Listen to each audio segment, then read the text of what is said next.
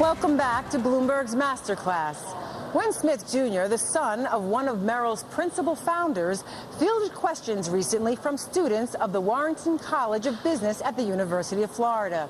When asked about his former CEO, Stan O'Neill, Smith didn't seem concerned about hurting any feelings. I'm sure there's a lot of opposition in the ranks of the leadership at Merrill. How difficult was it for the leaders who were opposed to Stan O'Neill's kind of thinking to stick their neck out and say something, or for the most part were they pushed aside and no, they had their head chopped off. Yeah, so they didn't speak. You know, some people, I fortunately had the financial flexibility to do something else. A lot of people did not. And a lot of people will tell you today is they didn't like it there. They didn't agree with it, but you know, they were earning good money, they needed a job, they had families, and there was a bit of a culture of fear. There was a silo mentality that built up where, you know, the people distributing mortgage securities, they weren't permitted to say, we can't sell this junk. You know, they weren't in the decision, and that happened. You know, institutional people were saying, there's not a market for this, and we kept adding it to the balance sheet. And I think that, again, you know, culturally was one of the things that changed that led to some of the consequences. And how do you think the government can incentivize, or the corporate leaders of the world can incentivize a culture of ethics and cooperation that results in long-term success, instead of greed and ruthless competition that lead to short-term profits? I'm not sure you can legislate morality or ethics. You know, I think that's very difficult. I think what you have to do is have regulation that creates, you know, some real good transparency and creates, you know, certain safety bounds. But, you know, it comes back to trust, you know, and if you're in business, you know, I'm in a business of customer service. So if my clients don't trust the service I'm delivering and don't believe in me and, you know, don't think I'm telling the truth, they can go ski somewhere else.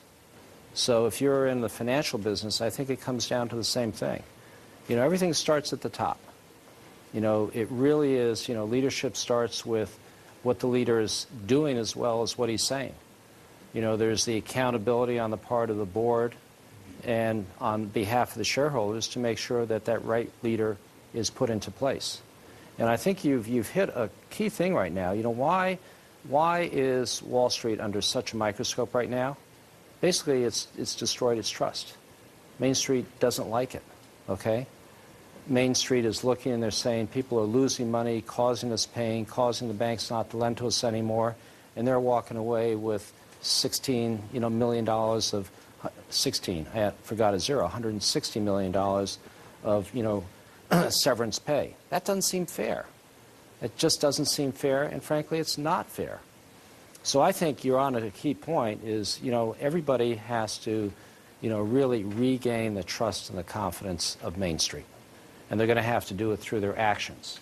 And at the end of the day, I think most Americans applaud wealth creation as long as it's done appropriately. I think people applaud a Bill Gates, you know, who builds something in a shop, or, you know, Steve Jobs who builds something in his garage, and he's the richest man in the world. You applaud that. What you don't applaud is people that inherit a seat that was created by others.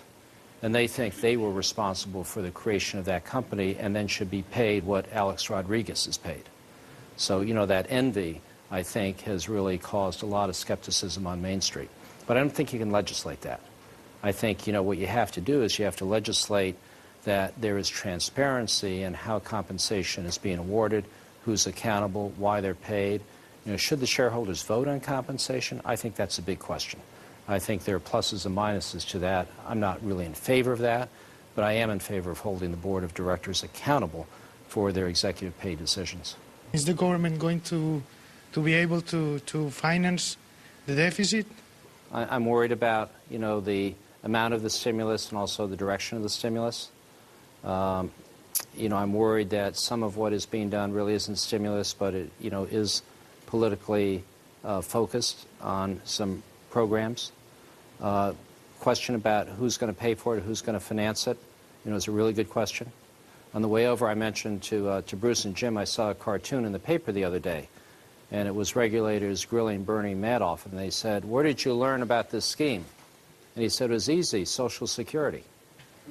You know, you think about it. Social Security right now is a Ponzi scheme. You know, you're basically paying out by other people paying in. It isn't a funded program. And so I think you're raising some really good questions. But on the other hand, we're in the middle of a big problem.